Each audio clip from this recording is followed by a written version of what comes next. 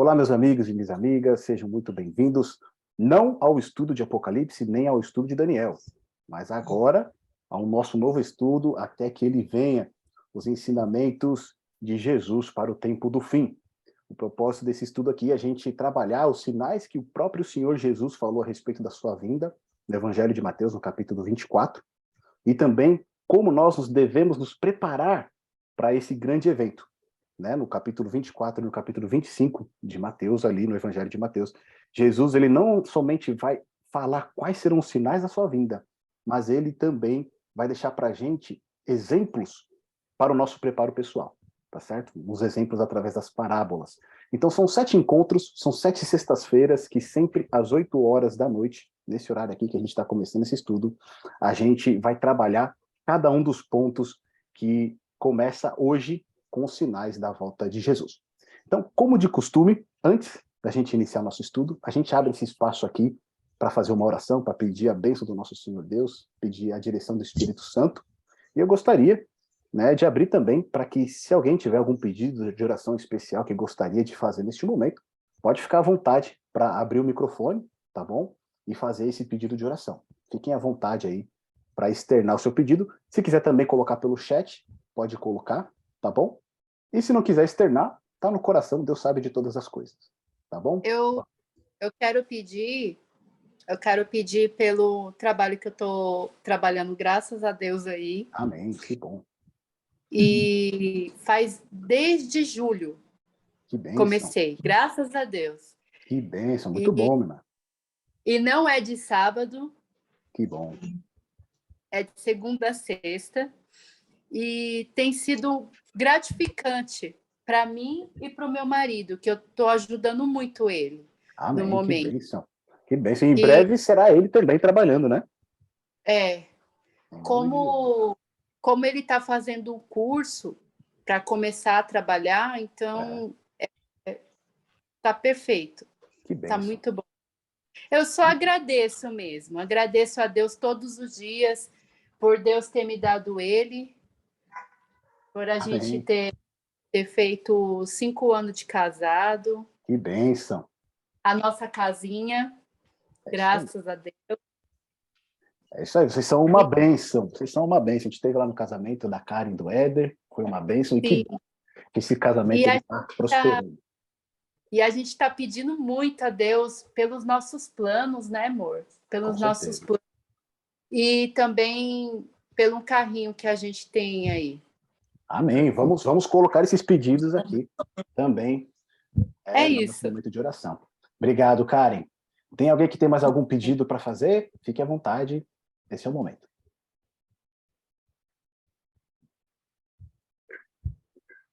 Pode escrever no chat também, né, meu filho? Isso, se quiser colocar no chat, não quiser falar, fique à vontade, tá bom? Eu quero já agradecer de antemão a sua presença aqui, nesse momento, tomando esse tempo para a gente estudar junto à Palavra de Deus, tá bom? E um pedido que eu tenho é que esse estudo aqui ele seja transformador. Assim como o de Daniel e Apocalipse tocaram vidas, né, transformaram vidas, e continuam transformando ainda através das pessoas que entram em contato com esse estudo. O meu pedido é que esse estudo ele venha também falar ao nosso coração, venha nos despertar para o momento em que estamos vivendo e nos aproxime cada vez mais do nosso Salvador. Tá bom? Então, não teve nenhum pedido aqui no chat, então a gente vai fazer a nossa oração para iniciar o nosso estudo. Eu vou pedir para a minha irmã Damares fazer a oração para a gente. Senhora Pretinha, para a gente começar? Oremos. Bendito Deus, nosso Pai, te agradecemos, Senhor, pela semana que está terminando com esse santo dia, o dia de sábado, e porque nas primeiras horas desse seu santo dia nós nos reunimos para estudarmos a tua palavra, a respeito da tua breve vinda, do teu retorno a este mundo, e a maneira pela qual nós devemos viver, que o Senhor possa cumprir os teus planos, os teus propósitos na vida de cada um de nós que estamos reunidos aqui para este estudo, e aqueles que também se interessam, que porventura hoje não poderão participar, mas que amam a tua palavra e desejam aprender mais sobre ela. Amém. Que o Senhor possa derramar o teu Santo Espírito sobre todos nós, nestes momentos e durante toda a nossa vida. Amém. São as bênçãos que nós te pedimos, em nome de Jesus. Amém. Amém. Amém. Meus amigos, vamos lá. Seja bem-vinda, Francinete. A Franci, a Marisa, a Lívia. A Marisa também, que chegou agora. Quem eu ainda não cumprimentei, sejam muito bem-vindos. A gente vai iniciar aqui o nosso estudo. Só vou mandar mais um link aqui para os nossos amigos do Facebook. E nós vamos começar aqui, então, o nosso estudo. Meus amigos, deixa eu projetar aqui para a gente, como de costume, o nosso auxiliar aqui, o PowerPoint. Isto.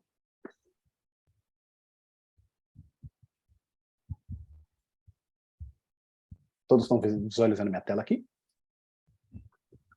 Apareceu aí, né? Então, o título do nosso estudo, Até que ele venha, Ensinamentos de Jesus para o Tempo do Fim. E esse ponto aqui ele é muito interessante para a gente, meus amigos. Por quê? Fazem quase 2000 anos que a gente está falando que está no tempo do fim, né? E essa é uma verdade. Desde quando o Senhor Jesus ele pisou aqui na nossa terra, ele morreu por nós, ressuscitou e ascendeu ao céu, nós estamos vivendo os últimos dias, né? Paulo vai chamar dos últimos dias, Tiago também vai falar que esses são os últimos dias, ou seja, desde o momento em que Jesus teve a sua primeira vinda, o nosso mundo ele já está vivendo nos últimos dias, tá certo? Ele já está vivendo no tempo do fim. Só que dentro desse tempo do fim, a gente tem ali, né, o tempo final, que seria ali a prorrogação, que são os últimos minutos aí que a gente tem desse tempo aqui, como a gente conhece aqui na Terra. E é justamente esse ponto que a gente vai tratar nessa série de estudos, que serão 7 estudos, nos quais a gente vai ver hoje os sinais da volta de Jesus, e depois, nos demais estudos, nós vamos ver o nosso preparo para o encontro com Jesus. Tá bom? Então, no primeiro estudo de hoje, que a gente vai ter, é o título, né? Sinais da Segunda Vinda. E aqui a nossa divisão dos temas, né? Dos pontos principais desse texto, é a maior promessa, a pergunta dos discípulos, sinais a respeito da destruição de Jerusalém, os cumprimentos da profecia, sinais a respeito da segunda vinda e os cumprimentos das profecias. Tá bom? Então esses são os pontos principais que a gente vai tratar aqui no texto de Mateus, capítulo 24, do verso 1 até o verso 30. E para a gente iniciar, eu faço essa abertura, sempre quando eu dou o estudo bíblico, eu gosto de começar com a volta de Jesus. E por que a volta de Jesus? Porque a volta de Jesus é o evento mais aguardado para o mundo cristão. Aqueles que são cristãos, que chegam, né, ao conhecimento da palavra de Deus, que enxergam Jesus como sendo o Senhor e Deus, né, a volta dele é o evento mais aguardado de todos. E por que isso, né? Porque a volta de Jesus é a solução de todos os problemas que a gente enfrenta hoje aqui na Terra. Tá certo? Na própria Bíblia, a gente tem ali a volta de Jesus sendo citada mais de, aproximadamente, né, 1845 vezes. Ou seja, somente o assunto da salvação é mais mencionado do que a volta de Jesus. Quando a gente olha os 216 capítulos do Novo Testamento, nós temos 318 referências à segunda vinda de Cristo. Ou seja, se você distribuir os versículos do Novo Testamento, a cada 30 versículos do Novo Testamento, um vai falar sobre a volta de Jesus. Tá certo? E aqui, na volta de Jesus, o que a gente encontra? A gente tem a salvação, a gente tem a libertação do povo de Deus. Isso é declarado lá em Mateus, no capítulo 24, no verso 31. Com a volta de Jesus, nós temos a ressurreição dos mortos em Cristo.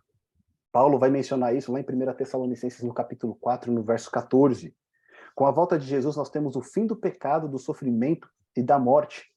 João, quando ele escreve o livro de Apocalipse, no capítulo 21, no verso 4, né, ele fala que o próprio Deus enxugará dos olhos toda lágrima. E já não haverá mais dor, não haverá mais sofrimento, não haverá mais morte. Com a volta de Jesus, o reino eterno de Deus finalmente vai ser estabelecido nessa terra. Nós viveremos no reino de Deus por toda a eternidade. Com a volta de Jesus, nós teremos finalmente a comunhão com Deus que Adão e Eva desfrutavam lá na criação.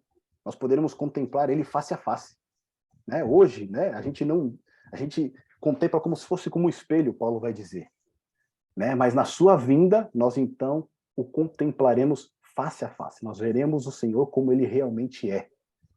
E por último, e não menos importante, nós teremos a vida eterna.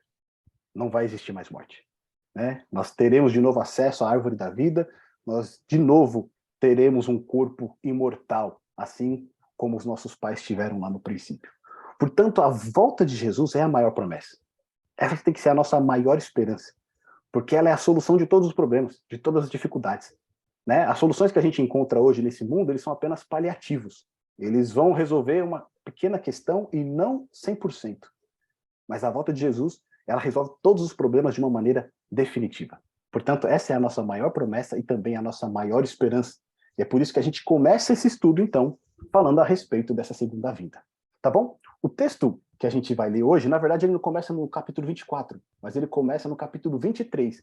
Então, se você tiver com a sua Bíblia aí, pode abrir ela, eu vou projetar aqui o texto, mas se você tiver com a sua Bíblia e quiser acompanhar e quiser marcar na sua Bíblia, fique à vontade, tá bom?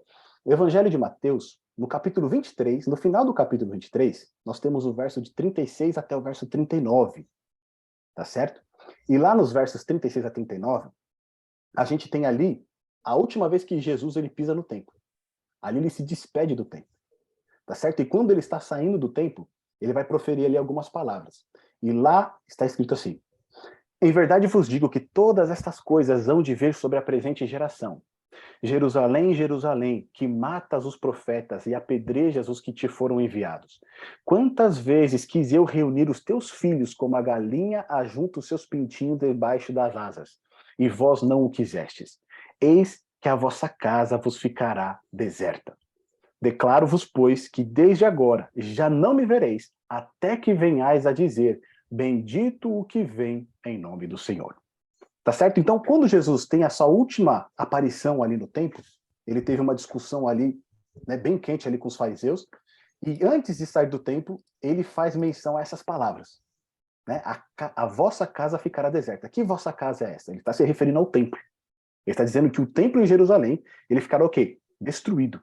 Ficará deserto. Tá certo? Então ele faz essa declaração. E agora no capítulo 24, dos versos 1 a 3, olha o que está escrito ali, ó. Tendo Jesus saído do templo, ia se retirando quando se aproximaram dele os seus discípulos para lhe mostrar as construções do templo. Ele, porém, lhes disse: não vedes tudo isto? Em verdade vos digo que não ficará aqui pedra sobre pedra que não seja derribada. No Monte das Oliveiras, achava-se Jesus assentado quando se aproximaram dele os discípulos em particular e lhe pediram: dize-nos quando sucederão estas coisas e que sinal haverá da tua vinda e da consumação dos séculos. Então aqui, Jesus, né, ele faz aquela declaração quando ele está saindo ali do templo, tá certo? Eis que a vossa casa ficará deserta. Só que o que a gente observa depois é que os discípulos eles ficam preocupados, tá certo? A gente tem que levar em conta aqui que o templo, ali, a construção do templo em Jerusalém, era o símbolo da religião judaica, tá certo? Era o artefato, assim, era o símbolo mais importante do judaísmo, da religião dos judeus. Ou seja, ali o templo era o símbolo, né, de todo o plano da redenção estabelecido por Deus, e também ali era a presença de Deus que estava naquele local. Então, quando Jesus fala para eles que a vossa casa ficará deserta, liga um sinal de alerta. Eles falam: opa, peraí, como assim? Né? O lugar de habitação de Deus vai ficar deserto? Como que pode acontecer isso? Por isso que a gente vê aqui, no verso 1, eles mostrando para Cristo a construção do templo. Tá certo? Eles saem para o Monte das Oliveiras, o Monte das Oliveiras ficava do lado ali da cidade de Jerusalém, e dali eles tinham uma visão privilegiada do templo. Eles falam: olha a magnitude desse templo, olha a grandeza desse templo, como que esse templo vai ser destruído? Como que essa casa vai ficar deserta? Ou seja, eles ficaram preocupados. Porque o símbolo da religião deles, né, Jesus disse que o quê? Ia ser destruído completamente. E aí, de novo, Jesus, ele reenfatiza aquilo que ele disse anteriormente. Ele diz que não ficará aqui pedra sobre pedra que não seja o quê? Derribada. Então, quando Jesus faz essa menção, os discípulos ficam alarmados, eles ficam preocupados. E aí, quando eles estão ali no Monte das Oliveiras, em particular, chegam alguns dos discípulos, lá no Evangelho de Marcos, no capítulo 13, no verso 3, que o Evangelho de Marcos, o capítulo 13, ele é paralelo a esse de Mateus 24. Ali chega, junto de Jesus, João, Tiago, Pedro e André. E os quatro perguntam para ele: Senhor, quando que vão acontecer essas coisas? Que coisas? A destruição do templo. Quando que a casa de Israel ficará deserta? E eles querem saber uma outra coisa. que sinal haverá da tua vinda e da consumação do século? Então, essa pergunta aqui dos discípulos, eles querem duas respostas. Quando que o templo vai ser destruído e quando o reino de Deus será estabelecido com a vinda de Jesus. Lembrando aqui que os discípulos, eles aguardavam que Jesus se tornasse rei temporal. Eles queriam que Jesus proclamasse rei naquele tempo deles, tá certo? Eles não tinham a compreensão espiritual de que Cristo primeiro precisaria morrer, né, depois ressuscitar, e depois de algum tempo ele retornar para estabelecer o seu reino. Então eles achavam que Cristo iria estabelecer o reino ali naquele momento. Então quando Cristo falou que o templo ia ser destruído, ele falou, mas espera aí, se o templo vai ser destruído, quando que vai ser estabelecido o reino? Tá certo? Então eles fazem essas duas perguntas para Jesus aqui, e é isso que a gente vai ver agora nas respostas, tá certo? Qual que é a resposta que Jesus dá para essas duas perguntas? Tudo bem até aqui? Se tiverem alguma questão, pode levantar, tá bom? Então no final a gente pega tudo aí, os pontos que ficarem entreabertos. Aqui é uma concepção artística, só para a gente ter uma ideia da grandeza do templo em Jerusalém, tá certo? Então, olha só que magnífica essa construção. Esse templo aqui não é uma réplica do Templo de Salomão, que era ainda mais grandioso do que esse, mas era uma réplica da construção de Herodes, tá certo? Mas mesmo essa construção, ela era esplêndida, né? Todo esse quadrado aqui, em redor, fazia parte do templo, tá certo? E aí no meio você vai ter ali o santuário, onde os sacerdotes, né, eles faziam sacrifícios, onde ali eles praticavam todos os ritos. Mas olha, né, a grandeza desse monumento. E é esse mesmo monumento que o próprio Senhor Jesus disse que ele ficaria o quê? Derribado. Ele seria destruído, não ficaria pedra sobre pedra. Tá bom? Então, o texto de hoje, Mateus 24, ele vai ter os seus paralelos no Evangelho de Marcos, no capítulo 13, e no Evangelho de Lucas, capítulo 21.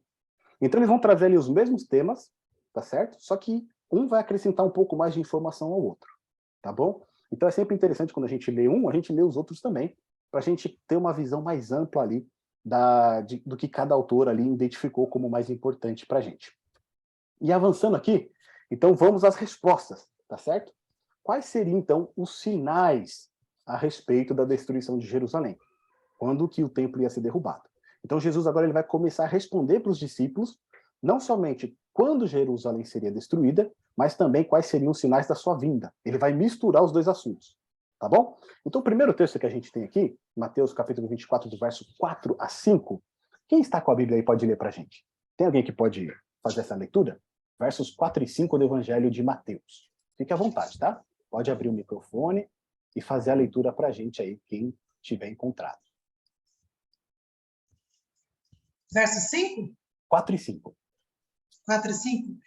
E ele lhes respondeu, vede que ninguém vos engane, porque virão muitos em meu nome dizendo, eu sou Cristo, e enganarão a muitos. Então, um dos sinais que Jesus aponta aqui, para quando Jerusalém, né, seria destruída, quando o templo fosse destruído, e também para sua vinda, é que um dos sinais seria, muitos surgirão se dizendo ser o quê? O Cristo. Tá certo? Este seria, então, um dos sinais que apontaria tanto para a iminente destruição de Jerusalém, quanto para a volta de Jesus. Aí eu faço uma pergunta para você. Você conhece alguém que se diz ser Jesus aí? A gente conhece, né? A gente tem, inclusive, aqui no Brasil, né, alguém que diz ser o próprio Cristo. E não somente aqui no Brasil, mas em outros lugares, por diversas vezes surgem, né, essas pessoas que dizem ser o Messias, e muitas até operam sinais, fazem alguns milagres, mas Jesus ele alerta para a gente aqui, nos versos 4 e 5, dizendo que esses que dizem ser a Cristo, o propósito deles é o quê? Enganar a muitos, tá certo? Então, eles dizem ser a Cristo, mas o grande propósito deles é o quê? É enganar. O segundo sinal que Cristo aponta aqui, tanto para a destruição de Jerusalém quanto para a sua segunda vinda, se encontra no verso 6. Quem pode ler para a gente o verso 6? Por favor. Fiquem à vontade, tá bom? Podem abrir o microfone aí e fazer a leitura.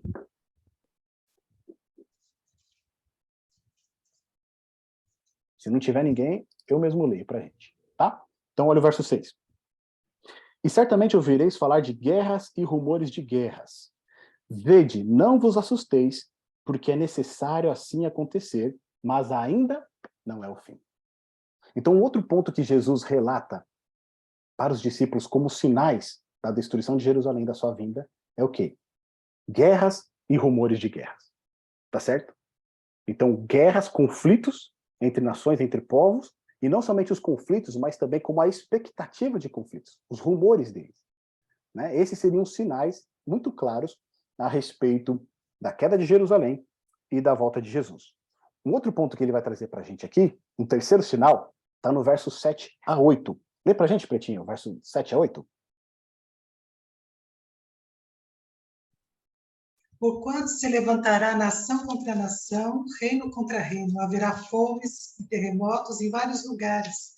Porém, tudo isso é o princípio das dores. Então, de novo aqui, Jesus ele vai mencionar mais alguns pontos a respeito, né, da segunda vinda e da destruição de Jerusalém. Ele deixa claro ali que haverá nação contra nação, reino contra reino, fomes, terremotos. O texto paralelo a esse aqui, lá de Lucas 21, coloca pestes, né, como epidemias, terremotos em vários lugares. Só que aí, Cristo ele faz um contrabalanço aqui. Ele diz o seguinte, ó, porém, tudo isto é o princípio das dores.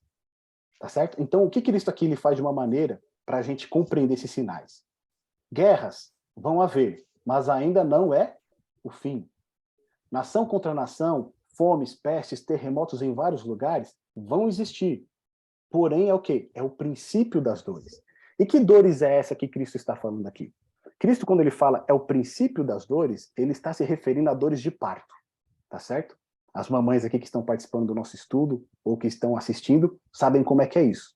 Né? O nenê, quando ele vai nascer, começam as contrações de 1 em 1 hora, depois de meia em meia hora, depois de 15 em 15 minutos, depois de 5 em 5 minutos, de 2 em 2 minutos, até que o nenê nasce. Tá certo? Então, Cristo ele fala que todos esses movimentos, todos esses sinais, são os princípios das dores. Ou seja, esses mesmos sinais, eles vão começar cada vez ficando mais forte, assim como as contrações, né, de uma mulher grávida, até o momento que vai culminar com a destruição. Tá certo? Então, a gente sempre fala, mas guerra sempre existiu, nação contra nação sempre existiu, fome, terremoto sempre houve, sim, sempre houve. Mas o que Cristo chama a nossa atenção aqui é que tudo isso, todos estes sinais, eles vão ficar cada vez mais fortes e evidentes conforme a gente vai caminhando para o fim. Tá certo? Então, o quarto sinal que a gente vê aqui, no verso 9 e 10, diz assim, ó, então sereis atribulados e vos matarão, sereis odiados de todas as nações por causa do meu nome. Nesse tempo, muitos hão de se escandalizar, trair e odiar uns aos outros. Ou seja, haverá um momento de intensa perseguição contra aqueles que seguem a Jesus. Tá certo? Então, Cristo está dizendo aqui que vai haver um movimento, né, e muitas vezes entre familiares, de pessoas que vão se levantar por aqueles que decidem seguir os ensinamentos de Cristo, por aqueles que decidem guardar os mandamentos de Jesus. As pessoas vão se escandalizar. Né? João ele vai falar lá sobre isso, né? Aqueles que estão em trevas, eles não querem ir para a luz, por quê? Porque suas obras são más. Né? E eles odeiam aqueles que estão na luz. Então, esse movimento ele vai ficando cada vez mais claro. Aqui não está dizendo a perseguição que acontece somente lá no Oriente Médio, porque você não pode ter uma religião diferente, né, da do Islã. Não. Está falando que isso vai ser algo global. Vai acontecer em todo mundo. Aqueles que decidirem realmente seguir a Jesus, eles vão ser perseguidos. Paulo ele fala isso, né? Todos aqueles que quiserem viver piedosamente, segundo o exemplo de Jesus Cristo, padecerão o quê? Perseguições. Tá certo? A gente seguir realmente aquilo que Cristo pede para a gente fazer, inevitavelmente a gente vai despertar o quê? A ira, o desconforto de outras pessoas. E isso também é um dos sinais da volta de Jesus. O outro ponto que a gente vê aqui, no verso 11 agora, olha só. E levantar-se-ão muitos falsos profetas e enganarão a muitos. Você percebe que, de novo, Jesus repete a questão do engano. Ele falou lá no verso 5, tá certo? Que muitos surgirão dizendo ser Cristo e enganarão a muitos. E aqui, de novo, ele menciona a questão do quê? Muitos falsos profetas que vão fazer o quê? Enganarão a muitos. Ou seja, no tempo da destruição de Jerusalém, antes da volta de Jesus, vão se levantar o quê? Muitos falsos profetas. O que é um falso profeta? É aquele que diz que tem a palavra de Deus, mas aquilo que ele fala não está em conformidade com a Bíblia. Não está em conformidade com a palavra de Deus. Tá certo? Ele diz que ele tem uma profecia para te revelar, ele tem algo para te dizer que vem do Senhor, mas quando você vai para a palavra de Deus, aquilo que ele disse não está em harmonia com a palavra de Deus. Agora, os versos 12 e 13, lê para a gente, Pretinha, por favor.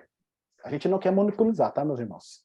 Se alguém tiver com a Bíblia aí, fique a postos que o próximo verso ali, por exemplo, o 14, eu vou pedir para alguém ler. Lê para a gente, Pretinho, o 12 e o 13. 12, 13. E por se multiplicar a iniquidade, o amor se esfriará de quase todos. Aquele, porém, que perseverar até o fim, esse será salvo. Então, Jesus ele menciona assim, que a iniquidade, né, a impiedade, a maldade, o pecado, a transgressão, ela vai crescer de uma maneira tão grande, que o amor ele vai se esfriar o quê? De muitos. Tá certo? Essa é uma característica tanto da destruição de Jerusalém, quanto também nos tempos em que nós estamos vivendo, aguardando a volta do Senhor Jesus. Se você parar para pensar um pouco do jeito que a gente vive hoje, a gente consegue perceber esses sinais, não é? Falsos profetas, o amor se esfriando das pessoas, né? A gente não tem mais empatia pelo próximo, a gente já não se coloca mais no lugar do próximo, principalmente agora passando o período conturbado que a gente passou, ainda está passando, né? O que a gente vê é o que acontecer. Cada vez mais repulsa, raiva, ódio entre as pessoas. Inclusive até mesmo entre pessoas da mesma família. Ou seja, pela multiplicação da iniquidade que acontece com o amor. Ele vai se esfriando, tá certo? A gente é incapaz de ter compaixão pelo próximo. Mas, esse não é o fim. Porque diz no verso 13 o quê? Os que perseverarem até o fim, o que vai acontecer? Estes serão salvos. Ou seja, aqueles que perseverarem no amor, aqueles que perseverarem na palavra de Deus, eles vão alcançar a salvação. Tá bom? Verso 14, alguém quer ler pra gente? Lê, Marisa. Abre o microfone. Eu não estava acertando aqui, por isso que eu não estava lendo. Tá. E será pregado este evangelho no reino por todo o mundo, para testemunho a todas as nações, então virá o fim. Então, olha que maravilha esse texto, né? Será pregado este evangelho por todo o mundo, para testemunho a todas as nações, e então o quê? Virá o fim. Tá certo? Então, se existe uma condição para a volta do Senhor Jesus, para que o fim venha de uma vez por todas, qual que é? É a pregação do evangelho. Essa pregação, ela precisa alcançar o quê? Todo o mundo, para testemunho. O que quer dizer isso, para testemunho? As pessoas precisam tomar uma decisão. Elas vão receber a mensagem do evangelho e elas vão ter uma escolha. Ou eu aceito essa mensagem do evangelho, ou eu rejeito ela. Tá certo? O evangelho significa o quê? Boa nova. Qual que é a boa nova? Que Jesus morreu para nos salvar. Tá certo? Ele pagou o preço dos nossos pecados. Nele nós podemos agora ser livres de toda iniquidade e receber a vida eterna. Então essa mensagem, ela precisa alcançar todo mundo, para que todas as pessoas possam tomar uma decisão. Eu vou aceitar esse sacrifício, eu vou entregar minha vida ao Senhor Jesus, ou eu vou rejeitar. Então, depois que cada um tiver feito a sua decisão, o que virá? Virá o fim. Tá certo?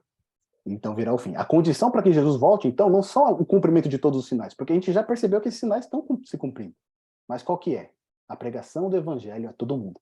É aquela pessoa, aquele seu familiar, aquele seu amigo que ainda não conhece essa verdade, ou ainda não deu atenção a essa verdade. Conhecer, tá certo? E possa também comprovar através do seu testemunho que já conhece essa mensagem. Por último, no verso 15, olha o que está escrito lá. Quando, pois, virdes o abominável da desolação, de que falou o profeta Daniel no lugar santo, quem lhe entenda. Então os que estiverem na Judéia fujam para os montes. Quem estiver sobre o eirado não desça a tirar da casa alguma coisa. E quem estiver no campo não volte atrás para buscar a sua capa. Ai das que estiverem grávidas e das que amamentarem naqueles dias. Orai, para que a vossa fuga não se dê no inverno nem no sábado, porque nesse tempo haverá grande tribulação, como desde o princípio do mundo até agora não tem havido e nem haverá jamais. Não tivessem aqueles dias sido abreviados, ninguém seria salvo. Mas por causa dos escolhidos, tais dias serão o quê? Abreviados. Tá certo? Então aqui, Cristo ele faz questão de dar um sinal para os discípulos. O sinal que eles deveriam entender, que seria o momento de sair de Jerusalém, é o que a gente encontra no verso 15. Quando, pois, virdes o abominável da desolação, de que falou o profeta Daniel, no lugar santo, quem lê, entenda. Ou seja, haveria o quê? Uma abominável desolação que o profeta Daniel já havia mencionado anteriormente, e essa abominável desolação, ela estaria no lugar santo. Lembra que a gente falou que o templo, para os judeus, o que era? Era um lugar santo, tá certo? Jerusalém era a terra santa, até hoje né? As pessoas às vezes fazem nas excursões, nós vamos para onde? Vamos para a terra santa. Ou seja, Jerusalém, o Monte Sião, não somente era a terra santa, mas o templo em Jerusalém era o local da habitação de Deus. Então, o que Jesus está falando aqui para os seus discípulos é que quando eles vissem uma abominação, da qual falou o profeta Daniel, no lugar santo, quem lê entenda. Aí ele deixa bem claro, né? Então, os que estiverem na Judéia, fujam para os montes. Quem estiver sobre o eirado, desça a tirar da casa alguma... Não desça para tirar da casa alguma coisa. Quem estiver no campo, não volte atrás. Ou seja, não volte para Jerusalém. Tá certo? É para sair de Jerusalém. Quando vocês virem esse sinal, vocês saiam de Jerusalém. E aí depois Jesus ele vai fazer uma ênfase aqui, né? Bem grande, porque ele vai falar assim, ó, ai das que estiverem grávidas e das que amamentam naqueles dias. Por quê? Né? Você com criança de colo, né, de peito, é difícil, né? Como é que você vai escapar? Como é que você vai fugir numa situação dessa? Um outro ponto que Jesus fala aqui, né, e ele pede para os discípulos é o quê? Para que eles orem, para que quando chegar esse momento, não seja o quê? No inverno, porque no inverno tudo é mais difícil, né? Até levantar mais cedo é difícil no inverno, né? É complicado no inverno. Então, imagina, você tem que fugir no inverno. E também nem quando? Nem no sábado. Tá certo? Por quê? Porque o sábado é o dia do Senhor. Né? O quarto mandamento, lembra-te do dia de sábado para o quê? Para o santificar. Esse dia é o dia dedicado à adoração, é o dia dedicado a Deus. Ou seja, Jesus estava falando de algo que iria ainda acontecer no futuro, mas mesmo assim ele se preocupava ainda com o quê? Com o mandamento do sábado. Tá certo? Então ele fala, orem para que a fuga de vocês não se dê nem no inverno e nem quando? Nem no sábado. Porque haverá um tempo de tribulação, um tempo que nunca, jamais houve e nem haverá. E aí a gente faz a pergunta, né? Que abominação é essa que o profeta Daniel falou? Tá certo? Lá em Daniel, no capítulo 11, no verso 31, vai estar escrito assim, ó. Se você quiser acompanhar comigo, marca aí em Mateus 24, mas vem comigo lá em Daniel, no capítulo 11, no verso 31, porque lá está escrito o seguinte, ó. Daniel, capítulo 11, verso 31. Dele sairão forças, desse poder que Daniel está relatando aqui no capítulo 11, tá certo? O rei do norte. Dele sairão forças que profanarão o santuário, a fortaleza nossa, e tirarão o sacrifício diário, estabelecendo a abominação desoladora. Lembra que Jesus falou? Quando vires, né, a abominação desoladora da qual falou o profeta Daniel, quem lê entenda.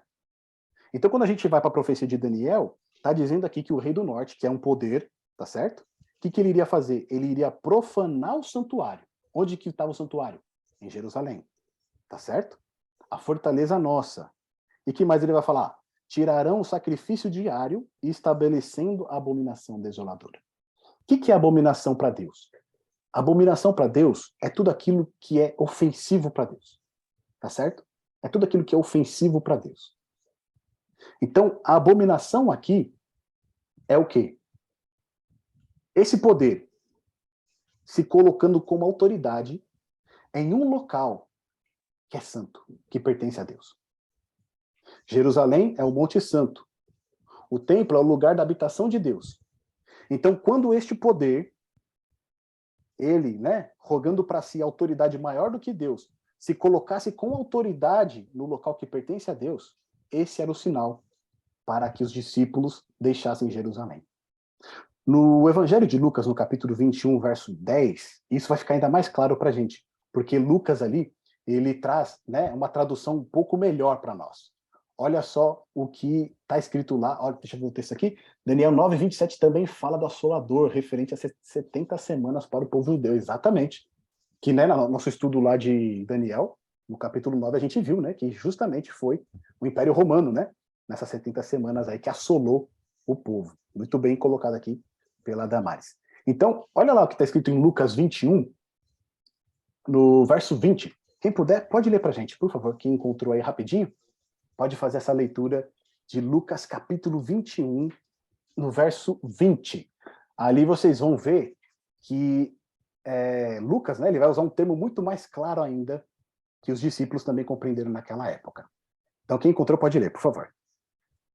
Quando, porém, virdes Jerusalém sitiada de exércitos, sabei que está próxima a sua devastação. Perfeito. Não é isso? Então, o que é a abominação, né, desoladora ali? É o quê? Um poder que se coloca no local que pertence a Deus, tá certo? Rogando para si a autoridade que somente pertence a Deus. Então, Jerusalém era o Monte Santo, era o lugar de Deus. O templo é o lugar onde Deus habitava. Roma, então, ela cerca Jerusalém, ela faz um cerco em Jerusalém, tá certo? E ali ela exerce uma autoridade que pertencia somente a quem? A Deus. Então, Lucas, ele vai trazer essa mensagem muito mais clara para a gente. Quando ver em Jerusalém que cercada de exércitos, saiba que essa é a abominação desoladora. Tá certo? E olha que coisa impressionante quando a gente vai ver o cumprimento desses sinais que Jesus falou na história. Olha o que eu trouxe aqui pra gente. Jesus, quando ele falou a respeito desses sinais da destruição de Jerusalém e também da sua vinda, lembra que ele misturou os sinais, tá certo? Mas primeiramente a gente falando da destruição de Jerusalém, ele apontou esses sinais no ano 30, que foi justamente o ano da sua morte. Foi no ano 30 que ele falou, que ele fez essa profecia. Só que olha o que aconteceu ali 34 anos depois. Nero, né, ele ateou fogo em Roma, tá certo? Quer dizer, dizem que foi o Nero também, né? A gente não pode falar que foi ele, né? Mas o fato é que Roma queimou. E ele colocou a culpa sobre quem? Sobre os cristãos. E a gente vai lembrar que no período de Nero, ele deflagrou uma perseguição aos cristãos. O apóstolo Paulo e o apóstolo Pedro foram, né, martirizados justamente no governo de Nero, tá certo? Então o que Nero fez? Depois que Roma queimou, ele decide aumentar os impostos para reconstruir a cidade. Só que quando ele começa a aumentar os impostos, o governador romano Florus, o que ele faz? Ele sequestra o templo judaico em Jerusalém e ele sequestra também o tesouro. Porque lembra que a casa de Deus também era chamada a casa do quê? Do tesouro, tá certo? Então os dízimos, as ofertas, eles eram levados para o templo. Então ali você tinha todo o mantimento, né, para sustentar a obra dos sacerdotes, etc. Então o que esse governador romano Florus faz? Ele sequestra o templo e sequestra também todo o tesouro que está lá. Isso vai criar uma revolta judaica, tá certo? Vários ali vão se unir e vão expulsar de Jerusalém tanto Florus quanto o rei Herodes Agripa II. Eles saem de Jerusalém fugidos. No ano 66, Roma então decide enviar o general Céstio Galo para conter essa revolta que os judeus estavam criando. Tá certo? Só que após 9 dias que eles já haviam cercado Jerusalém, Céstio Galo, o que ele faz? Ele retira suas tropas. Ou seja, Céstio Galo ele vai para repreender o povo lá em Jerusalém, ele consegue então cercar Jerusalém, ele faz um cerco na cidade, e quando aparentemente a situação estava controlada, o que ele faz? Ele retira as tropas e volta para a Síria. Né? Então os historiadores vão alegar que ali faltou suprimentos para os soldados e eles tiveram que bater em retirada. Só que o que acontece? Os judeus, quando eles veem que os romanos estão saindo, eles começam a perseguir os romanos. E ali eles perseguem os romanos, eles matam quase uma legião, né? Eles matam 6.000 soldados romanos. Isso aí vai deixar os romanos enfurecidos por conta disso. Então, quando os cristãos que estavam em Jerusalém viram, né, a cidade sitiada pelos romanos, a abominação desoladora da qual falou o profeta Daniel, mas depois ela recuou, o que eles entenderam? Esse era o sinal que eles tinham para o quê? Deixar Jerusalém. Tá certo? Eles viram ali o cumprimento da profecia que Jesus tinha falado há mais de 30 anos atrás. Então, o que os cristãos fizeram? Eles aproveitaram que Roma deixou, eles esvaziaram a cidade, saíram. Todos os cristãos saíram. Só que para o judeu, esse sinal foi o sinal de que Deus tinha feito um milagre. De que Deus estava com eles e que tinha dado a vitória para eles contra os romanos. Isso fez com que eles ficassem ainda, né, mais ainda ousados contra Roma. Só que esse problema aí começou a gerar um conflito entre eles mesmos. Eclodiu entre os próprios judeus uma guerra civil. Tá certo? Então, os partidários ali entre os judeus, eles começaram a brigar entre eles próprios. O que acabou causando uma guerra civil, perseguição, morte. No ano 69 depois de Cristo, Vespasiano ele conquistou toda a Judéia e a Galiléia, faltando apenas a cidade de Jerusalém. Só que nesse mesmo período, o exército romano elegeu ele como imperador de Roma. Então ele volta para Roma para assumir o trono e ele deixa o seu filho, Tito, a cargo do cerco de Jerusalém. Tá certo? Então, Tito continuou ali o cerco em Jerusalém, e no ano 70, Jerusalém foi cercado justamente no período da Páscoa, que o período da Páscoa era muito importante para o judeu, né? O Pessá, e a cidade tinha ali aproximadamente mais de 1 milhão de pessoas dentro dela, né? Para todo o ritual da Páscoa que ia ser estabelecido ali. O cerco que Tito causou a Jerusalém durou cerca de 7 meses. Agora preste atenção nesses detalhes aqui. A fome foi completa, famílias entraram em confronto, houveram saques, guerra entre os próprios judeus, os que ousavam fugir da cidade eram capturados pelos romanos e morriam ou pela espada ou crucificados em torno da cidade. No dia 30 de agosto do ano 70, as tropas conseguiram adentrar a cidade e o morticínio foi geral. Por mais que Tito procurasse preservar o templo, que era uma grande, né? A gente viu lá a imagem do templo no início, era uma obra fantástica, o incêndio que foi iniciado começou a destruir todo o templo. Paredes foram derrubadas e as escadas do templo pareciam um rio de sangue. Nessa data, Jerusalém caiu e o templo foi destruído. Percebe que nessa narrativa histórica aqui, nós temos todos os elementos que Jesus falou a respeito da destruição de Jerusalém? Todos aqueles sinais que ele havia alertado os discípulos, eles se cumpriram cerca de 30 anos depois. Ou seja, aquelas profecias que remetiam para os sinais da destruição de Jerusalém, elas se cumpriram. Tá certo? A gente tem um relato aqui de Flávio Josefo, que era um judeu daquela época. Né? A princípio ele estava na revolta contra os romanos, mas depois dizem que ele acabou se bandeando para o lado dos romanos, né, e ajudando eles ali como intérprete. E diz o seguinte: os relatos dados por Josefo sobre o sofrimento dos judeus durante o cerco são horríveis demais para serem transferidos nessas páginas. Os números que pereceram sob Vespasiano no país e sob Tito na cidade no período de 67 até o ano 70, por fome, facções internas e pela espada romana, chegou à casa de 1.350.000 judeus, além de 100.000 vendidos como escravos. Infelizmente, essas foram as horríveis consequências da incredulidade e desdém aos apelos solenes, ternos e afetuosos do seu próprio Messias. Podemos imaginar as lágrimas do Redentor derramadas sobre a cidade amada. Lembra que a gente começou o texto com as palavras de Jesus? Jerusalém, Jerusalém, que mata os seus profetas. Quantas vezes eu quis acolher vocês, assim como a galinha acolhe debaixo das asas dos seus pintinhos. Mas vocês o quê? Não quiseram. Ou seja, Jesus veio para mostrar para eles o caminho que eles deveriam seguir. Eles rejeitaram. Quando Jesus deixa Jerusalém, naquela noite, na qual ele foi entrevistado pelos discípulos, Jesus, quando ele fala essas palavras, ele está chorando. Jerusalém, Jerusalém, que mata os profetas. Ou seja, ele já estava antevendo o que iria acontecer com essa cidade. Os cristãos, com quem temos mais especialmente que tratar, lembrando-se do aviso do Senhor, em grupo deixaram Jerusalém antes do segundo cerco que foi formado. Eles viajaram para Pela, uma vila além do Jordão, onde permaneceram até que Adriano, né, que foi imperador posteriormente, lhes permitiu retornar às ruínas da antiga cidade. E isso nos leva ao fim do primeiro século. Ou seja, os cristãos que ouviram a mensagem de Jesus, entenderam o que significava, o que eles fizeram? Quando eles viram sinais, eles deixaram a cidade. Nenhum cristão morreu dentro de Jerusalém. Por quê? Eles tinham recebido os sinais e eles obedeceram aos sinais. Tá certo? Então, aqueles 4 homens que ouviram, né, os sinais de Jesus, Pedro, André, Tiago e João, eles fizeram o dever deles. Eles repassaram essa mensagem para os seus irmãos e nenhum cristão morreu no cerco de Jerusalém. Então, hoje, o que sobrou daquele templo magnífico que a gente viu é isso. É o Muro das Lamentações. Tá certo? É um pedaço que sobrou daquela construção magnífica. Tá bom? Então, olha só. Vamos avançar aqui, então, para a volta do Senhor Jesus. Porque lembra que a gente falou que esses sinais eles estão o quê? Misturados. Tá bom? Então, Jesus ele vai continuar agora nos versos de 23 a 29. E lá vai estar escrito assim: então, se alguém vos disser, eis aqui o Cristo, ou ei-lo aqui, não acrediteis. Porque surgirão falsos cristos e falsos profetas, operando grandes sinais e prodígios para enganar, se possível, os próprios eleitos. Vede que vos tenho predito. Portanto, se vos disserem, eis que ele está no deserto, não saiais. Ou ei-lo no interior da casa, não acrediteis.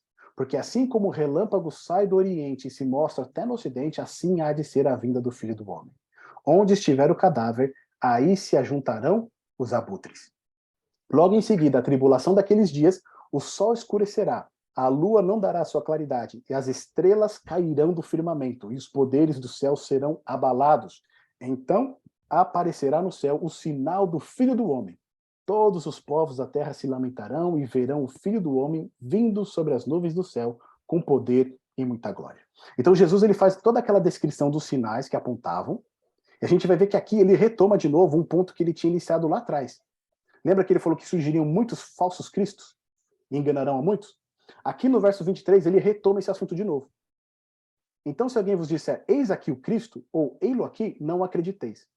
Por que Jesus faz isso? Aqui ele está dando agora uma ênfase nos eventos finais, tá certo? Que vão anteceder a sua vinda.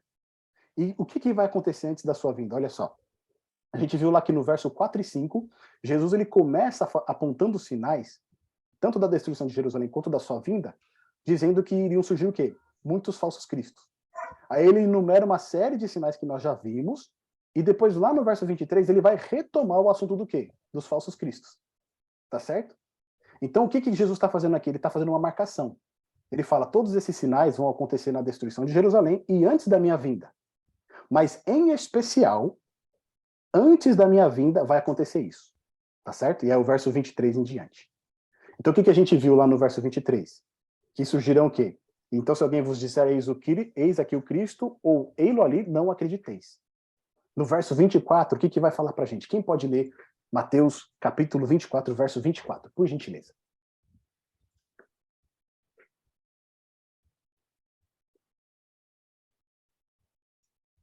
Porque surgirão falsos cristos e falsos profetas, operando grandes sinais e prodígios, para enganar, se possível, os próprios eleitos. Então, olha lá. Jesus retoma de novo o assunto dos falsos profetas, tá certo? No momento que vai anteceder a sua vinda, e eles vão fazer o quê? Grandes sinais e grandes prodígios. E qual que é o objetivo de tudo isso? Enganar, se possível, quem? Os eleitos. Ou seja, se possível, enganar aqueles que foram avisados a respeito do sinal da sua vinda. Assim como a gente está estudando aqui, a gente está entendendo esses sinais, ele vai procurar o quê? Mesmo nós que estamos tendo esse conhecimento, ele vai procurar nos enganar com o quê? Com sinais e grandes prodígios, tá certo? Por isso que é importante a gente discernir esses sinais aqui a respeito da volta do Senhor Jesus. E aí lá no verso 25 e 26, o próprio Jesus vai dizer assim, ó, vede que vulo tenho predito. Portanto, se vos disserem, eis que ele está no deserto, não saiais, ou ei lá no interior da casa, não acrediteis. Porque assim como o relâmpago sai do Oriente e se mostra até no Ocidente, assim há de ser a vinda do Filho do Homem. Onde estiver o cadáver, aí se ajuntarão o quê? Os abutres. Então Jesus está avisando, olha, se surgir alguém dizendo seu Cristo, não vá ver. Tá certo? Não vá ver. Não acredite nisso. Porque quando eu vier, ele diz muito claro ali no verso 27, assim como o relâmpago sai do Oriente e se mostra ao Ocidente, assim também será a vinda do Filho do Homem. Ou seja, a volta do Senhor Jesus será algo que todos verão no céu. Tá certo? Ele não vai estar na terra aparecendo em um lugar, caminhando por um outro, ou aparecendo lá na Palestina, e depois ele aparece nos Estados Unidos. Não. Quando Jesus retornar, ele vai aparecer o quê? No céu. Tá bom? Então, não acreditem nisso. E aí, no verso 29, Jesus ele traz ali o ponto iminente pra gente, né? Antecedendo a sua vinda. Quem pode ler pra gente o verso 29, por gentileza? A Marisa vai ler pra gente. Logo em seguida, a tribulação daqueles dias, o sol escurecerá, a lua não dará a sua claridade, as estrelas cairão do firmamento e os poderes dos céus serão abalados. Perfeito. E aí no verso 30 diz assim, então aparecerá no céu o sinal do Filho do Homem. Tá certo? É a volta de Jesus aqui. Então Jesus ele diz que um pouco antes da sua vinda, o que vai acontecer no céu? Grandes sinais. Tá certo? No verso 29 foi isso que a gente acabou de ler. O sol escurecerá, a lua não dará sua claridade e as estrelas cairão o quê? Do firmamento. Isso pouco antes da volta do Senhor Jesus. Então, agora, olha que coisa interessante. Esses pontos que Jesus trouxe aqui, antes da sua vinda, esses sinais todos que a gente acompanhou aqui no Evangelho de Mateus, no capítulo 24, eles também fazem parte dos 6 selos de Apocalipse. Tá certo? O nosso estudo que a gente fez a respeito de Apocalipse tem aqui depois no nosso canal. Você pode procurar ali o estudo que a gente fala a respeito dos 7 selos. a gente vai ver que esses pontos, a pregação do evangelho, a fome, a peste, a perseguição, sinais no céu, o lamento das pessoas e a segunda vinda de Cristo, elas fazem parte das 6 trombetas que estão no livro de Apocalipse, que vai do capítulo 6, tá certo? Do verso 1, até Apocalipse 6 verso 17. Ou seja, todos esses sinais que Jesus apontou lá na destruição de Jerusalém também fazem parte o quê? Da sua segunda vinda.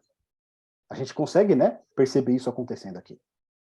E a profecia também relata para que esses sinais que ele apontou, eles vão acontecer justamente antes da volta do Senhor Jesus. E agora eu quero chamar sua atenção em especial para o verso 29, que acabou de ser lido aqui para a gente, numa comparação com outros 2 textos bíblicos, tá bom? Um do Antigo Testamento e um lá de Apocalipse.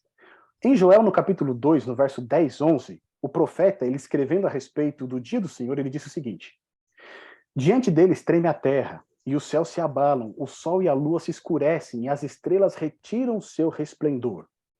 O Senhor levanta a voz diante do seu exército, porque muitíssimo grande é o seu arraial, porque é poderoso quem executa suas ordens. Sim, grande é o dia do Senhor e muito terrível. Quem o poderá suportar? Percebe aqui que o profeta está falando do dia do juízo, o dia do Senhor, o dia que o Senhor vai estabelecer o seu reino e vai acabar com todo o mal. E ele narra esse dia como o quê? Treme a terra, os céus se abalam, o sol e a lua se escurecem e as estrelas retiram o quê? O seu resplendor. Não foi a mesma coisa que a gente acabou de ler no Evangelho de Mateus? Né, que a Marisa leu ali pra gente? Né, o sol escurecerá, a lua não dará sua claridade, as estrelas cairão do firmamento e os poderes do céu serão o quê? Abalados. Ou seja, eles estão falando do mesmo assunto, mas de uma maneira diferente. Tá certo? E a gente consegue perceber os elementos que se encaixam aqui. Só que esse mesmo texto, João, ele vai repetir lá em Apocalipse 6, quando ele fala a respeito do 6º selo. Tá bom? E olha o que ele diz lá. Vi quando o cordeiro abriu o 6º selo e sobreveio grande terremoto. O sol se tornou negro como saco de crina, a lua toda como sangue, as estrelas do céu caíram pela terra, como a figueira quando abalada por vento forte deixa cair os seus figos verdes. E o céu recolheu-se como um pergaminho quando se enrola, então todos os montes e ilhas foram removidos de seu lugar. Os reis da terra, os grandes, os comandantes, os ricos, os poderosos, e todo escravo e todo livre se esconderam nas cavernas e nos penhascos dos montes, e disseram aos montes e aos rochedos: caí sobre nós e escondei-nos da face daquele que se assenta no trono e da ira do Cordeiro, porque chegou o grande dia da ira deles, e quem é que pode suster-se? Lembra da pergunta que Joel fez? Quem o poderá suportar? Aqui João de novo ele faz. Quem é que pode o quê? Suster-se. Ou seja, nesses 3 textos bíblicos, nós estamos falando do mesmo assunto. Tá certo? Eles repetem a mesma ideia. Antes da volta do Senhor, o sol se escurecerá, a lua não dará sua luz, as estrelas cairão do firmamento. Haverá um grande temor de terra, né? As pessoas se lamentarão. Por quê? Porque os sinais que Jesus falou que antecederiam a sua vinda se cumpriram. Ou seja, é verdade. Tá certo? E olha que coisa interessante. Por que a gente traz esses pontos aqui para nós? Esses pontos que a gente acabou de ver, grande temor de terra, o sol não dará sua luz, a lua também não dará sua luz, as estrelas cairão do firmamento. Quando a gente olha para a história, assim como aconteceu com o cerco de Jerusalém, onde a gente viu que a profecia que Jesus havia mencionado 30 anos anteriormente se cumpriram na história, alguns dos elementos que Jesus mencionou também já se cumpriram. Aqueles sinais todos que a gente viu, né? Falsos profetas, falsos cristos, o amor se esfriará, tudo isso a gente consegue constatar apenas observando. Né? Basta olhar o mundo ao nosso redor, a gente vê que esses sinais eles estão se cumprindo. Guerras e rumores de guerras, fomes e terremotos cada vez de uma maneira mais ampla acontecendo em vários lugares do mundo. Só que aqueles 3 pontos que a gente viu, que Jesus falou antes da sua vinda, né? Um grande temor de terra, o sol deixará de dar a sua luz, a lua deixará de iluminar, e as estrelas cairão do céu, eles ocorreram também já na história. No ano de 1755, nós temos o que foi conhecido como o terremoto de Lisboa, tá certo? Que foi um terremoto, um sismo ali, que devastou a cidade de Lisboa. Ele cortou a cidade de Lisboa no meio. Só que esse terremoto, por mais forte que ele tenha sido ali em Lisboa, foi um terremoto que se espalhou por todo o mundo. Aqui nesse gráfico da direita a gente pode ver a abrangência, né? Aonde chegou esse terremoto. A gente percebe, né, que até aqui no Brasil, né, assim, até um pouquinho mais ali na Argentina, ele chegou também. foi para os Estados Unidos, ele chegou no norte da África, ele foi até a Índia. Ou seja, foi um terremoto de escala global. Tá certo? Mais de 10 mil mortos por conta desse terremoto. E ele, né, ele ficou marcado na história como o maior terremoto que houve. E aí teve até um autor, que eu esqueci o nome dele aqui agora, que ele escreveu um livro, e ele disse que o dia da ira de Deus, acho que chama assim o livro. Ou seja, até mesmo esse autor que é secular, ele não é religioso, ele conseguiu enxergar nessa época esse terremoto como que um momento em que algo sobrenatural estava acontecendo. Né? O movimento iluminista, que já nesse período já engatinhava, e depois ele vai ganhar mais força com a Revolução Francesa, um dos motivos, né, pelo qual muitos se declararam ateus foi justamente por conta desse terremoto. Eles falaram, onde que estava Deus nesse momento? Tá certo? Então, muitos, inclusive, se declararam ateus por conta desse movimento que aconteceu. Então, esse terremoto, esse tremor de terra, ele aconteceu no ano de 1755. Tá certo? Agora a gente teve um outro evento que aconteceu em 1790, que foi o Dia Escuro da Nova Inglaterra. O que aconteceu nesse dia? Dia 19 de maio de 1780, os céus da Nova Inglaterra e de partes do Canadá ficaram demasiadamente escuros, apesar de ser o quê? Dia. Ou seja, apesar de ser um dia normal, onde deveria ter claridade, onde você deveria ter o sol, o que aconteceu nesse dia? Ele ficou escuro. A causa principal para isso pode ter sido uma combinação de fumaça de incêndios florestais, uma espessa neblina e céu encoberto. No entanto, a escuridão foi tamanha que foi necessário usar velas durante o dia. O fenômeno não dispersou até metade da noite seguinte. Ou seja, durante mais de um dia, trevas pairaram sobre a Nova Inglaterra. E por mais que eles queiram justificar essas trevas, né? A fumaça, incêndios, etc., muitas pessoas daquela época declaram isso como algo sobrenatural. Inclusive, até uma reunião que teve na Câmara dos Estados Unidos ali, né, aqueles que se reuniram à luz de velas, eles temiam pelas suas vidas, porque eles estavam percebendo que aquilo que estava acontecendo, esse dia escuro, em que o sol não deu a sua luz, a lua não deu a sua luz, era algo sobrenatural. Tá bom? E um outro evento que a gente tem é a chuva de estrelas cadentes em 1833. Tá? Tem uma espécie, né, de estrelas cadentes que são chamadas Leônidas, e nessa data em especial também aconteceu algo sobrenatural. Foi uma tempestade dessa chuva de estrelas cadentes, onde as pessoas puderam, ela começou de madrugada, e as pessoas puderam acompanhar ali mais de 100 mil meteoros por hora caindo. Ou seja, o céu, mesmo sendo de noite, mesmo sendo de madrugada, ele ficou completamente o quê? Iluminado, por conta dessas estrelas que caíam sem cessar. Em alguns lugares foram registrados até 240 mil meteoros caindo durante 9 horas dessa tempestade. E o interessante aqui é que esse evento, né, ele foi muito mais forte no nordeste dos Estados Unidos, na parte norte dos Estados Unidos, ali também nas montanhas rochosas. E aí você fala, Jefferson, tá bom, mas por que esses eventos aqui são tão importantes? Né? Lembra que Jesus falou que momentos antes da sua vinda, não somente ele disse, mas o profeta Joel falou, João depois confirmou que iria acontecer. Grande temor de terra, o sol não daria a sua luz, a lua não daria a iluminação e as estrelas cairiam do céu. Todos esses eventos, eles aconteceram na história. E próximos, né, uns dos outros. Um acontece em 1755, depois 1790 e depois 1833. O que estava acontecendo nessa data em específico? Olha que interessante. O Adventismo é um movimento religioso cristão protestante iniciado no século XIX, dentro do contexto do segundo grande reavivamento dos Estados Unidos, que salienta a crença na iminente segunda vinda de Jesus à Terra. Ou seja, o movimento do Adventismo foi um movimento que começou nos Estados Unidos e abarcou ali diversas denominações que começou a anunciar o quê? A segunda volta de Jesus. O movimento começou com William Miller, fazendeiro, membro da Igreja Batista, cujos seguidores ficaram conhecidos como Milleritas. O Adventismo surgiu após a interpretação bíblica de William Miller de que Jesus voltaria na década de 1840, mais precisamente no ano de 1843 do calendário judaico, que equivalia naquele ano a março e abril de 1843 até março e abril de 1844.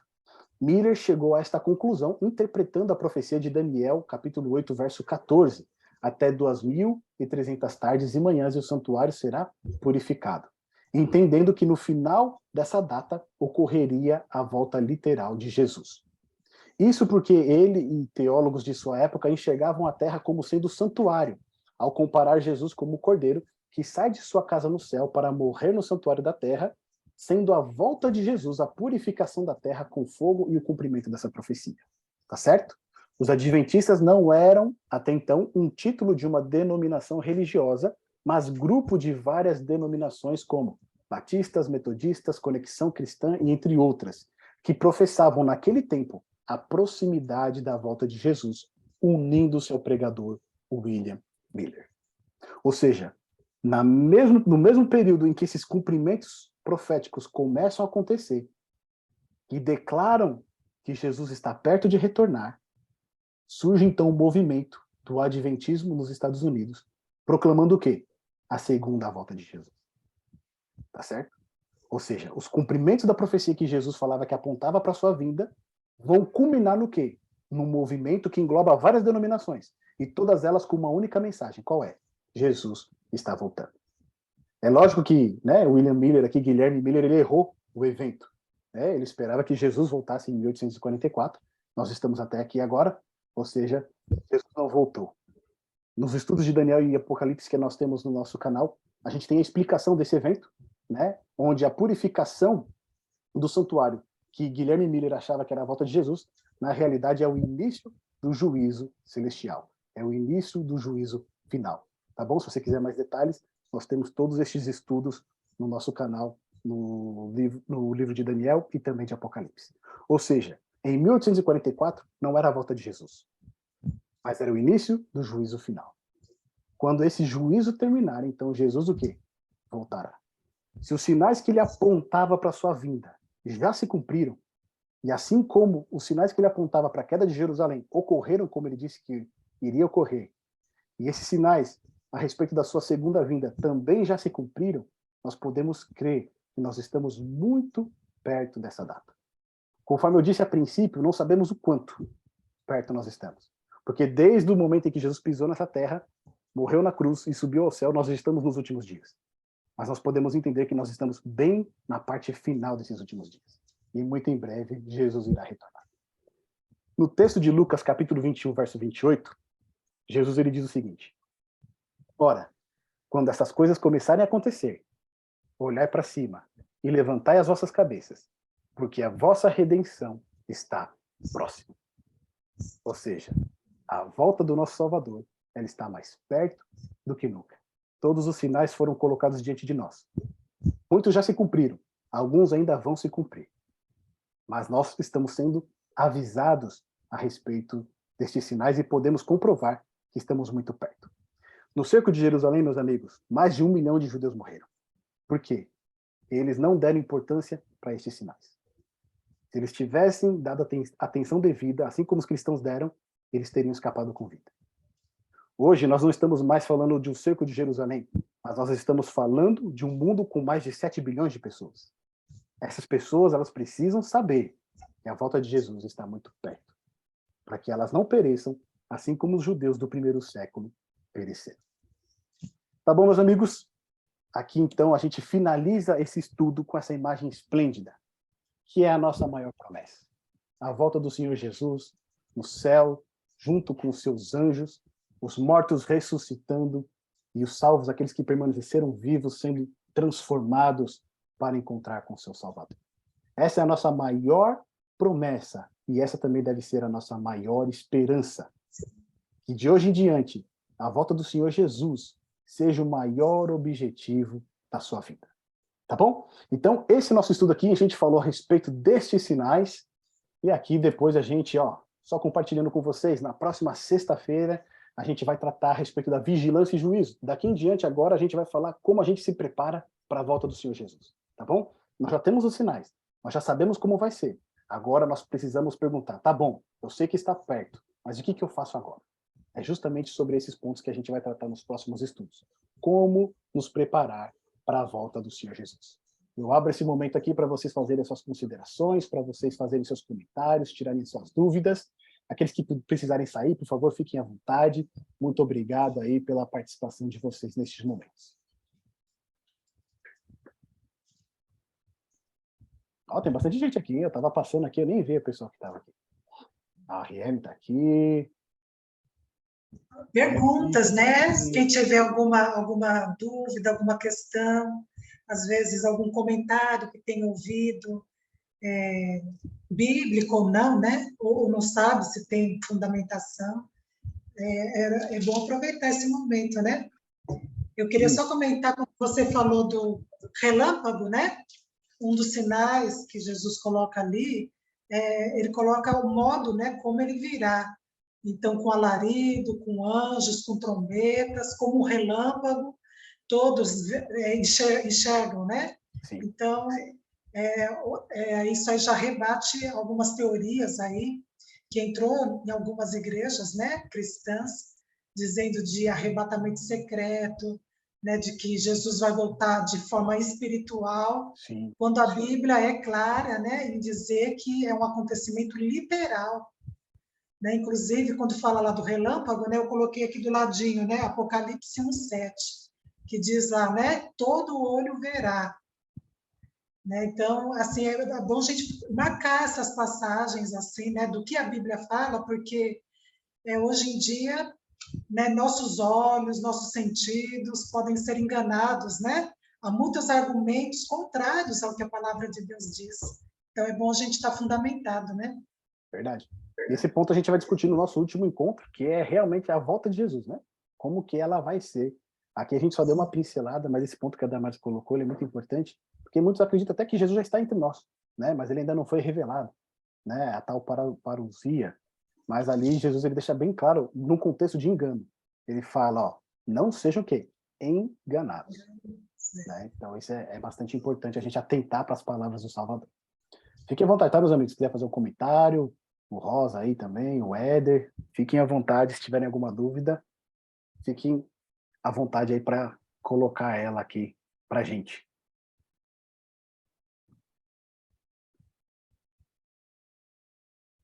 Tudo certo? Acho que foi, né?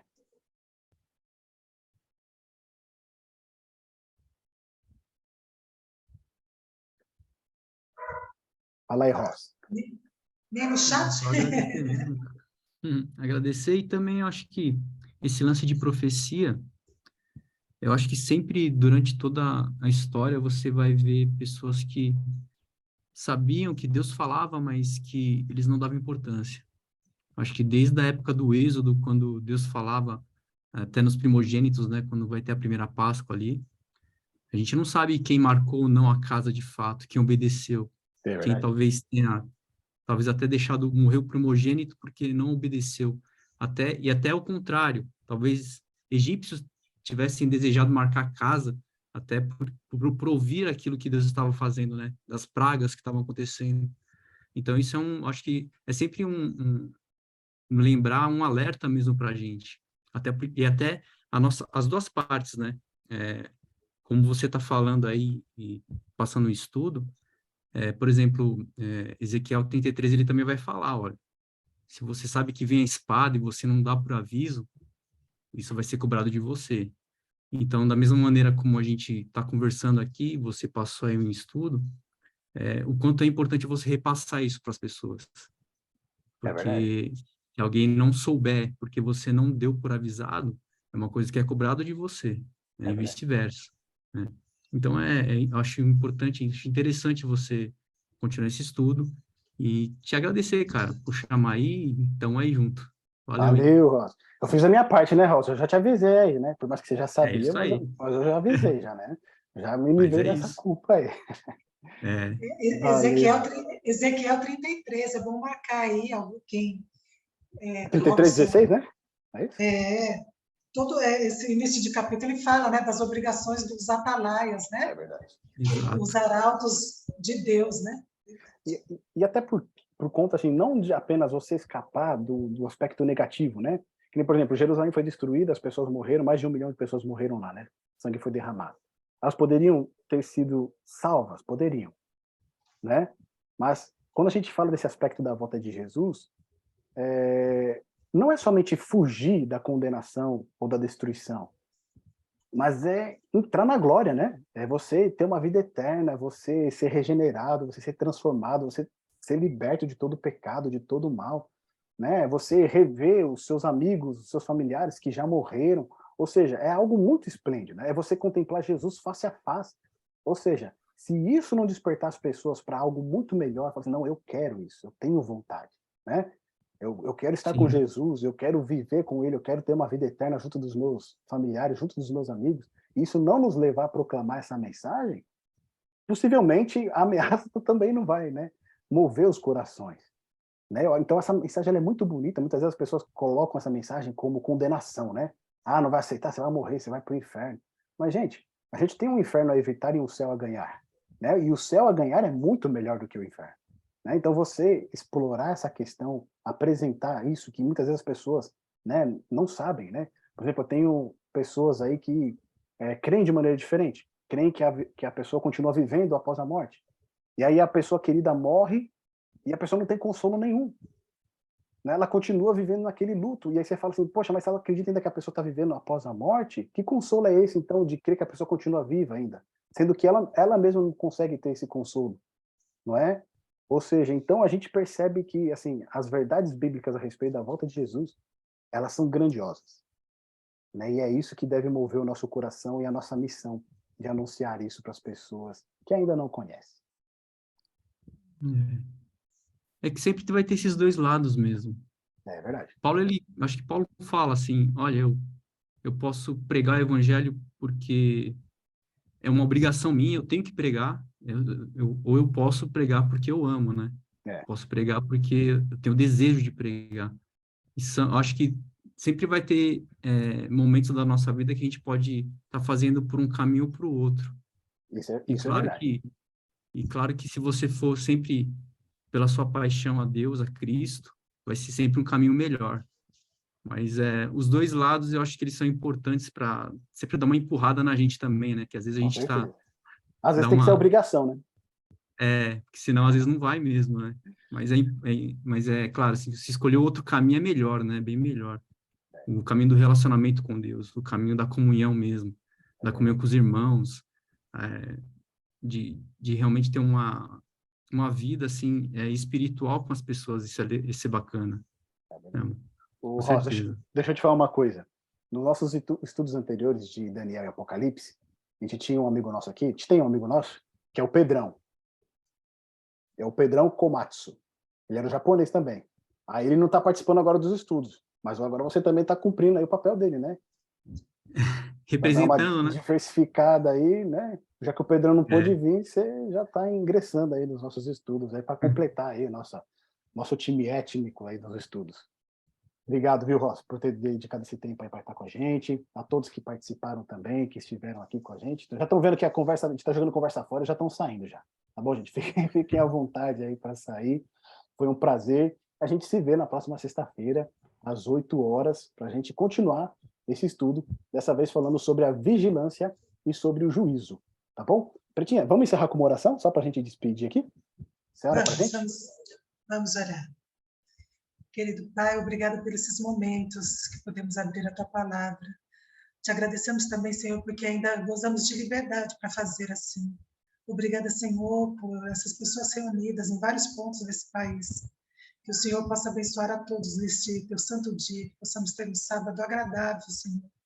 E abençoe as nossas famílias, e abençoe a nossa semana, e que possamos tomar tempo para conhecer a Tua Palavra profundamente, para viver essa palavra e transmiti-las às pessoas que necessitam dessa esperança. Dá-nos uma boa noite, nós lhe pedimos. Em nome do Teu Filho amado Jesus. Amém. Amém. Gente, brigadão, viu? Até a próxima sexta. Deus abençoe a todos. Até a próxima. Abração, fiquem com Deus. Tchau, tchau.